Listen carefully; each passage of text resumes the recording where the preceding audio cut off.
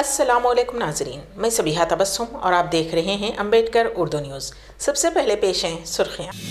Telangana council کے لیے کانگریس کے 2 امیدواروں کا سرکاری طور پر اعلان، لمحے آخر میں ایک امیدوار تبدیل۔ ریاستی گورنر تمیلا سائی سوندرا راجن کا ٹویٹر اکاؤنٹ ہیک۔ حیدرآباد میں آج سے زائد 3 ہفتوں تک برقی سربراہی میں رکاوٹ۔ حیدرآباد کی مشہور شخصیت مولانا سید شاہ مظہر حسینی صابری کا انتقال۔ اور اب خبروں کی تفصیل۔ تلنگانہ قانون ساز کونسل میں ایم ایل اے کوٹے کے تحت ہونے والے 2 خالی نشستوں کے انتخابات میں کانگریس پارٹی نے 2 امیدواروں کے ناموں کا سرکاری طور پر اعلان کیا ہے، جن میں تلنگانہ کانگریس کے کارگزار صدر مہیش کمار گوڑ، NSUI کے ریاستی صدر بی وینکٹ شامل ہیں۔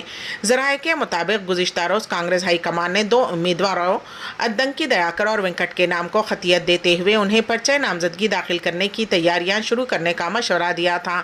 تاہم آج اچانک ایک امیدوار ادنکی دیاکر کی جگہ پر مہیش کمار گوڑ کے نام کا اعلان کر دیا گیا ہے۔ بودھن کے BRS کے سابق رکن اسمبلی عامر شکیل کے خلاف حیدرآباد کی پنجگٹا پولیس نے کیس درج کیا ہے۔ پرجا بھون کے پاس ان کے فرزند کی گاڑی کے حادثے کے معاملے میں یہ مقدمہ درج کیا گیا۔ ذرائع کے مطابق پولیس نے اس FIR میں عامر شکیل کا نام بھی شامل کیا ہے۔ سابق رکن اسمبلی پر اس حادثے کے معاملے میں اپنے بیٹے کو بچانے کی کوشش کا الزام ہے۔ تاحال 10 افراد کے خلاف کیس درج کیا گیا ہے، جبکہ 3 کی گرفتاری عمل میں آئی۔ گزشتہ ماہ پولیس نے عامر شکیل کے بیٹے ساحل پر سڑک حادثے کا کیس درج کیا تھا، جبکہ چند دن قبل عامر شکیل کے فرزند ہائی کورٹ سے رجوع ہوتے ہوئے ان کے خلاف درج FIR کو کالعدم قرار دینے کی درخواست داخل کی تھی۔ ان کا کہنا تھا کہ اس مقدمے میں انہیں ماخوذ کیا گیا ہے۔ ریاست تلنگانہ کی گورنر ڈاکٹر تمیلا سائی سوندرا راجن کا ٹویٹر اکاؤنٹ ہیک کر لیا گیا ہے۔ راج بھون کے عہدیداروں نے اس تعلق سے سائبر کرائم پولیس سے شکایت کی۔ ذرائع کے مطابق ان کے سوشل میڈیا اکاؤنٹ کو ہیک کرتے ہوئے غیر ضروری پوسٹ کیے گئے۔ سائبر کرائم پولیس نے فوری کیس درج کرتے ہوئے چھان بین شروع کر دی ہے۔ واضح رہے کہ حال ہی میں ریاستی وزیر دامودر راج نرسمہا کے فیس بک اکاؤنٹ کو بھی ہیک کیا گیا تھا۔ ریاست تلنگانہ کے وزیر اعلیٰ ریونت ریڈی کا سوئٹزرلینڈ کے شہر زیورچ ایئرپورٹ پر تلنگانہ NRIs نے استقبال کیا۔ سوئٹزرلینڈ کے داووس میں منعقد شدنی ورلڈ اکنامک فورم کی کانفرنس میں شرکت کے لیے اتوار کو چیف منسٹر ریونت ریڈی نئی دہلی سے زیورچ کے لیے روانہ ہوئے تھے، لیکن گھنے کوہر کی وجہ سے چیف منسٹر کی پرواز 6 گھنٹے تاخیر سے پہنچی۔ ان کی آمد کے موقع پر زیورچ میں مقیم تلنگانہ کے NRIs نے سنکرانتی کے پیش نظر ایک تقریب کا اہتمام کیا تھا، لیکن چیف منسٹر ریونت ریڈی کی تاخیر سے آمد پر عشائیے کی تقریب کو منسوخ کر دیا گیا۔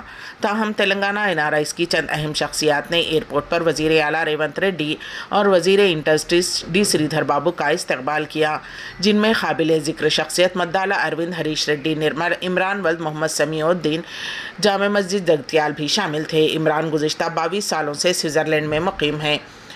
دبئی میں مقیم ان کے بہنوئی راشد علی فردوس، ابھیشیک ریڈی، راہل ریڈی، کونڈاورم، ذاکر محمد اور سوئس تیلگو ایسوسی ایشن کی جانب سے فانی، تلنگانہ PCC NRIs کی جانب سے منڈا بھیم ریڈی و دیگر موجود تھے۔ تمام نے ریونت ریڈی کو گلدستہ پیش کرتے ہوئے مبارکباد پیش کی۔ گریٹر حیدرآباد میونسپل کارپوریشن کے حدود میں موسم گرما میں برقی کی طلب کی تکمیل، برقی لائسنس اور سب اسٹیشنز میں مرمت کے کاموں کے سلسلے میں مختلف مقامات پر 17 جنوری تا 10 فروری برقی سربراہی میں رکاوٹ رہے گی۔ TSSP DCLA کے مطابق فیلڈ کی سطح کے اسٹاف کو ہدایت دی گئی ہے کہ وہ 17 جنوری سے 15 منٹ سے 2 گھنٹوں کے درمیان مرمت کے کام مکمل کریں۔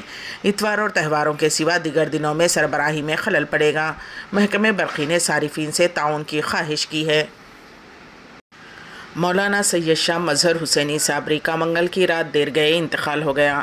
ان کی عمر 80 سال تھی۔ مولانا سید شاہ مظہر حسینی صابری مشیر اعلیٰ عالمی کل ہند جمعیت المشائخ کے علاوہ دیگر کئی مذہبی تنظیموں اور فلاحی اداروں سے وابستہ رہے اور وہ شہر حیدرآباد کی سرکردہ علمی شخصیات میں شمار کیے جاتے تھے۔ نماز جنازہ مسجد غوثیہ فرحت نگر دبیر پورے میں 17 جنوری بروز چہارشنبہ بعد نماز ظہر ادا کی جائے گی۔ تدفین خانقاہ صابری فرحت نگر میں عمل میں آئے گی۔ پسماندگان میں اہلیہ کے علاوہ 5 فرزندان شامل ہیں۔ مزید تفصیلات کے لیے فون نمبر 9885378696 پر رابطہ قائم کیا جا سکتا ہے۔ حیدرآباد کے مضافات میں نامعلوم شخص کی نعش پولیس کو تھیلے سے دستیاب ہوئی۔ آدی بٹلہ پولیس کے مطابق برہمن پلی کے پاس آؤٹر رنگ روڈ سے کسی نے 40 سالہ درمیانی عمر کے نامعلوم شخص کی نعش کو تھیلے میں باندھ کر نیچے پھینک دیا۔ شبہ کیا جاتا ہے کہ کسی اور مقام پر قتل کے بعد شاید نعش کو یہاں پر لا کر پھینک دیا گیا۔ پولیس نے اس سلسلے میں کیس درج کرتے ہوئے چھان بین شروع کر دی ہے۔